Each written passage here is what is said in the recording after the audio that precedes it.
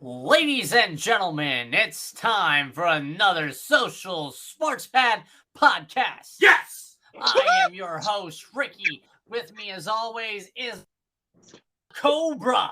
Always, I have Ben, with me on the mic. And with us today is a special guest, Tim. So, everybody, it's time. We're in the middle of the playoffs. We are balls deep in the playoffs, ladies and gentlemen. And we are in the division round. We're like a Tennessee cop, baby. Balls deep on a train. On board! All right, so basically everybody knows the rules of engagement when we do our prediction episodes. I give you the game. You give me if they're beating the spread or not, and then but we're gonna do things a little bit differently. Instead of giving me a bold prediction, I want you to give me that holla at your boy player of the game. Brought to you by W Energy. All right. So first and foremost, we have the Kansas City Chiefs, your AFC #1 seed, hosting the Jacksonville Jaguars. The Kansas City Chiefs have an 8.5 point favorite against the Jacksonville Jaguars. Jaguars, are they going to be world beaters or are they going to be beaten by the world? Ben, take it away. All right. I've been riding on the Taylor Lawrence train all year long. All year. I've been telling everybody every week, look out, look out, look out. And then all of a sudden I was like, he's going to have a bad week. What happened? Bad week. Last week was a bad week. And then they miraculously turned it around in the second half. Some may say, it's normal Chargers shit. You know what? I say hell to the fucking no. The Jaguars are going to come into KC. They're going to come in. It's going to be a close game, and they're going to beat them. And Trevor Lawrence is going to have his breakout game of the season and of his career. Hold on, wait a minute. You said the Jaguars are going to upset the Kansas City Chiefs in Arrowhead? You heard it. All right, so I got what's that? I got a nice special and a special message from Roger Goodell. Ben, you are being hereby randomly drug tested by the NFL. Thank you very much. Need to report for that piss test because that's as a kite. Smoke weed every day. All right. So Trevor Lawrence is your holla at your boy. That's my holla at the boy. All right, and basically, saying the Jaguars are going to beat the Chiefs means Jaguars definitely beat that spread. From the booty cheeks. All right, so from there, I'm going to go with my brother Cobra. Cobra, what do you say, man? Well, I definitely that the Jaguars will beat the spread, but will not win because this is going to overtime. Holla at your boy player is going to be Travis Etienne. Okay. In an overtime loss, yes. We'll wear out the chefs for the Buffalo Bills. But yeah, the Travis Etienne will wear out the Chiefs. Wear them out like a used jockstrap at a gay porno. Bro.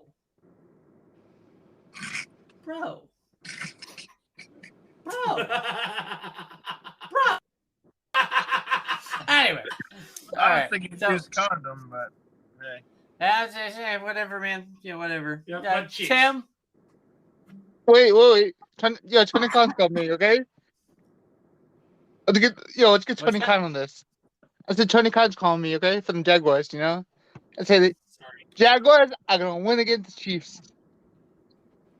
For the AW, represent AW, Tony Khan and his family. Fair enough. But the person who's gonna holla boy is your boy Christian Kirk. He's gonna run the game. The wide receiver. Okay. All right. So I am going to go ahead and say this: that the winner of this game is going to be your Super Bowl representative of the AFC. Don't call it a prediction. Call it a spoiler. Basically, both of these are going to be slobber knockers. They are going to be knockdown, drag out fights. The Jaguars are going to try and utilize Travis Etienne and kind of make sure the Chiefs' offense isn't on the field. But unfortunately, I definitely see the Chiefs winning. I see them winning by a last second field goal. With basically it goes through as time expires. But your holler at your boy player of the game. I'm actually going to give it to Travis Kelce. Travis Kelce is absolutely unguardable no matter what, and he is going to just show the world again why he deserves to be the number one fantasy draft pick next year. That's not just a spoiler guarantee. That is bold, baby. As bold as it may be, I do think you're entirely wrong. But that's beside the point. This is your opinion. This is your opinion. Yeah, Gotcha. do not hate on Rick Stradamus. All right, I will hate on whenever I want. All right, so next, we're gonna finish up the Saturday games with the Philadelphia Eagles. Tim leave? Welcome to still here. Yeah, Tim. You forgot Tim. No, Tim was before me. Oh, oops. Sorry about that. Okay. I mean, I forgot the order of things. Let's go. I'll go again. No, don't go again. No, bad. All right, we're going back. We're going to Philly. Yeah, we're going to Philly. Do we have? Yes, we're going to Philly. All right. I mean, there are worse things. We can go to Dallas. Or you can go to EDP's house. Oof. But yeah. So the Eagles are hosting the Giants with the spread going to Philly 7.5 points. What do you guys think? Ben, you go ahead and start us off. You know what? I'm going with another upset. Giants are going to come into Philly. Eagles are cocky. They've been cocky for the last several weeks. And this exact same team lost against backups. Okay? Or no, they didn't lose, but they struggled. They struggled against backups and against the Giants the last time they played, if my memory correct me if I'm wrong. And they almost lost against backups. The Giants are going to come in and they're going to beat the Eagles because the Eagles are way too fucking cocky. They're not going to stop Saquon Barkley. That has been the weakness of the Eagles all year, is they cannot stop the running game. Look for Saquon Barkley to light it up on the ground for a monstrous 200-yard game. Well, Cobra? I hear sirens out in the distance, and even though we're in Philly, that is not the cops. That is an upset alert. I have the Giants winning this one. Okay. Barely. Breakout player will not be a player. It will be a specific team portion, which will be the defense. All right. The Giants defense is my breakout player of this game. Okay. Tim? I'm going opposite way. I don't think it's going to be upset. There's other games that are going to be upset. I'm going Eagles. Fly, Eagles, fly. Just keep flying over the New York, whatever they have to go to the Super Bowl. Maybe drop bird poop on the heads, whatever they have to do. The Eagles, the birds. So, but the player that's going off, it's the defense, but also Miles Sanders. Bird poop dry on them. All right. So you go with Miles Sanders and the Eagles. Defense. Okay. And Miles Sanders. So 2 players. Yep. Okay. All right. Yeah, this is a nice idea. My prediction is that the Eagles are going to win. Are they going to? No. This will be the second Giants close loss of the season. And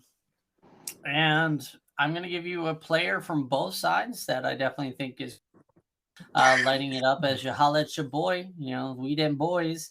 For the Giants, it's going to be Isaiah Hodgins. And for the Eagles, it's going to be A.J. Brown. those are going to be the two guys that, in my opinion, light it the hell up. And also, as a wonderful bolder prediction, we're actually going to see Gardner Minshew come in the fourth quarter and throw more touchdowns than Daniel Jones in this game. All right, so we're going to go from there. All right, and to the much anticipated match of this season. Well, it's not even a rematch. It was a no contest. So basically, we're gonna go.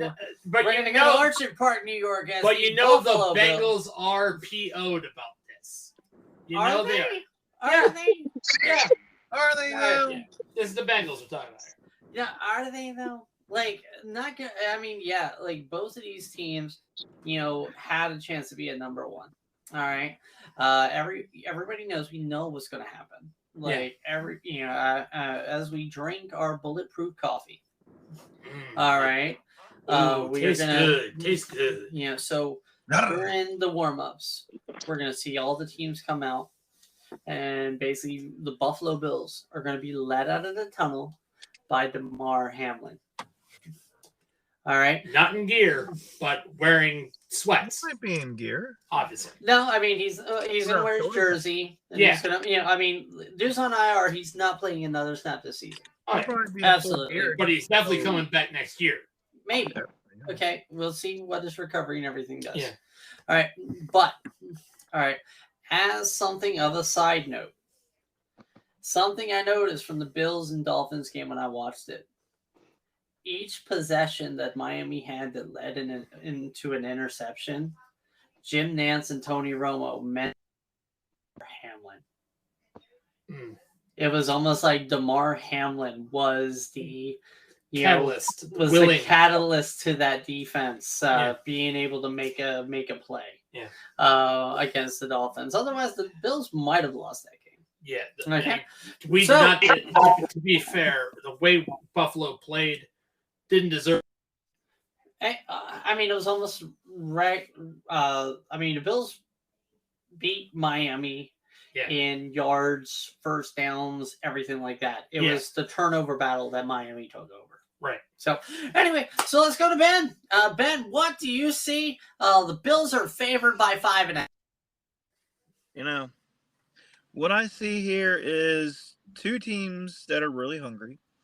However, honestly, I don't think the Bengals played as well as they should have last week, given the fact that they played against a pretty horrible offensive Ravens team. They might struggle against the Bills, to be honest with you. You know what? I'm going out on a limb here. Josh Allen knows he played horrible last week. This is his redemption game. He's going to ball out. Buffalo's going to win 41-23.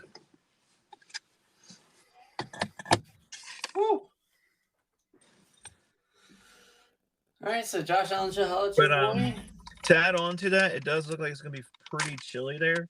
You might want to get in your Fanatics orders here quickly so you can try to hopefully get them before the game, because it's going to be a chilly 33 degrees.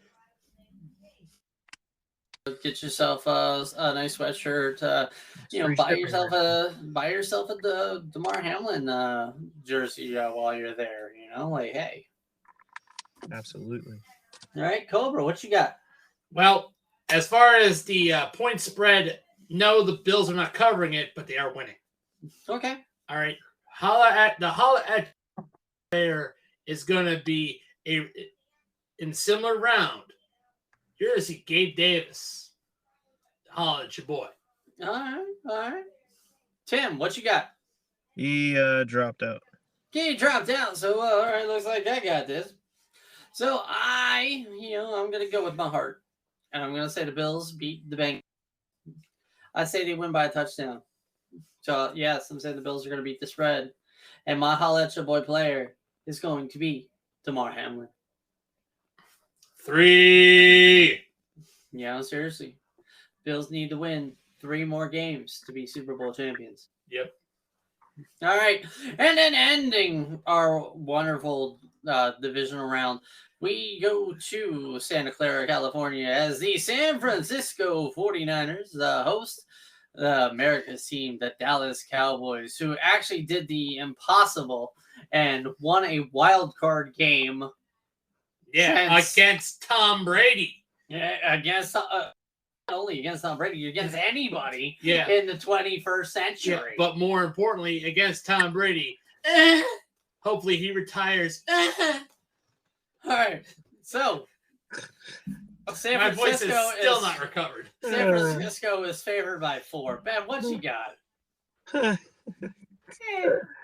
Oh, my Lanta.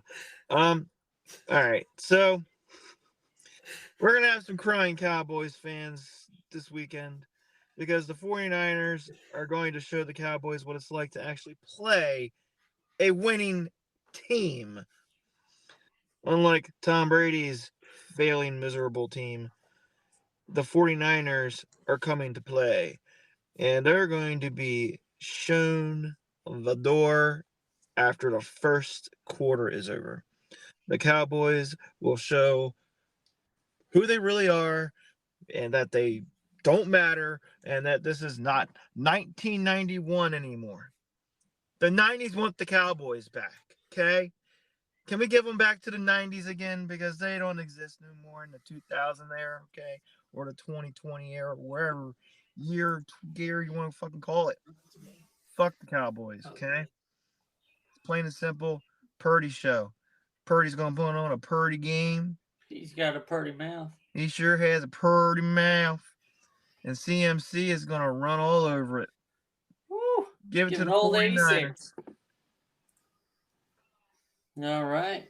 So you said Purdy or CMC should holler at your boy? Holler at your boy. It's going to be Purdy in the mouth. Oh, boy. All right. Cobra, what you got? Okay, who'd Ben pick for his holler at your boy player? Purdy. Okay. So, obviously, Niners will win this one. Over the spread. Breakout player is not Brock Purdy. It's going to be CMC. Because even though Brock Purdy is going to have a hell of a night, so is CMC. He's going to have a better night. No. And you're going to hear crying and boo-hooing from annoying Cowboys fans. That's the perfect sound ever. All right. Well, Sponsor. hey, this to you boys. I'm going to say Dallas wins. Man, we need to check your jersey for Pam. Whoa. Yo, I mean, I'm just saying. Check your jersey for Pam. Oh, no, because I'm Got any scissors? Nope. I'm gonna say this. And you might think I'm crazy. Can we trade you to Minnesota already? Yeah, seriously, only if I'm a kicker. All right. No. So kind of like, as much as I said that the winner of the Jags and Chiefs game would be the one representing the AFC in the Super Bowl. For whatever reason, my God, I am thinking that a Bills-Cowboys Super Bowl would be absolutely monumental to have. You know, they would talk about it for the weeks prior. You know, the Bills and the Cowboys. Buffalo's boogeyman is what you're saying. Oh, it's Buffalo's boogeyman, the Cowboys. You know, the Cowboys haven't been there since Super Bowl 30. Since beating the Steelers. You know, they haven't come close to smelling the, Lombardi trophy, except, going into their archives, replica banks, just doing that. And I'm just like, I want to see just like that would be the touch of God, the America's team versus North America's team. You have it broadcast. You have Tony Romo and Jim Nantz in the booth. You bring T.O. in as like a special guest thing. T.O. is there like, yo, hey, I'm here. It's my quarterback. And there's my teams. The Bills and the Cowboys. Just like have him kind of roll on that. It just kind of writes itself in kind of a storybook fashion. And just like shows, the Buffalo Bills just finally coming up to being what they need to be. I hate to break this to you, Ricky, but there's one factor you didn't put in there. The football gods do not give a damn what you want. Period. I mean, I'm just saying. That's true. I hate to say that, but controlling the narrative. Thank you very much. Yes. Yeah. But again, the football gods do not care for legends or gods or storybook endings. All right. So, but yeah. So I'm going to say the Dallas wins, and your holla at your boy player of the game is going to be Micah Parsons of the Dallas Cowboys. He's going to have a couple of sacks. He's going to make a fumble and some. It wouldn't have been my pick for Dallas. Would not have been my pick for Dallas. But anyway, I would have chose Tony Pollard, Ricky. I'm sorry. Fuck Tony. Fuck Zeke. I mean, yeah. Well, anyway. So Cowboys. All right. So, does anybody have anything to add before we close everything out? Yeah, I would like to give some prayers out to the Pugh family, aka Jay Briscoe. Absolutely. He was tragically killed in a head-on collision. The other person that hit him also passed away, unfortunately. One of the daughters was thrown out of the car. She's in very critical condition currently. And the other daughter is also in very bad condition. So definitely sending prayers. Visit our Facebook page and the link in the podcast. And go check out the donation site. There's a donation site set up for him currently. So if you want to donate, you don't have to. But if you want to, you can go ahead and definitely do that. Yeah, absolutely. Definitely go there, donate to the family. And on a side note with that, please, everybody, when you are behind the wheel, please pay attention what the fuck you're doing. Because somebody, going out into the other lane caused this head-on collision and caused the death of 2 people and put 2 others in very critical condition. So please watch what the fuck you're doing. Common sense driving, you idiots. Yeah, as it's driving, you are, you need to do it responsibly. Yeah, I agree. I mean, it hits home, man. I mean, it's a local guy. I mean, it was just not that far down the road from where we live. I mean, really, if you want to think about it, it's crazy. Can I add something to it? Sure, Tim. Yeah, I heard reports that he wasn't wearing a seatbelt, so I think the seatbelt protects yourself too. Like anywhere you go, you should wear a seatbelt. Because I heard reports that he wasn't wearing a seatbelt when. He was hit head on. That the seatbelt, regardless, was going to be a moot factor on that. Yeah, but remember to wear your seatbelt. Also, just in case, if anything, Yeah, I mean, his brother's birthday was yesterday too, which makes it even worse. And then what's even worse is that his birthday was next week. Oh man. Yeah. All right. So, be good to everybody. Be good to each other. Always. And short. On that note, this has been another Social Sports Vet podcast. I am Ricky. Thank you, Ben, Cobra, and Tim for following along with the ride. And everybody, be good to each other. Have a good night, a good week, and always good season. Go Bills! Fuck the Cowboys!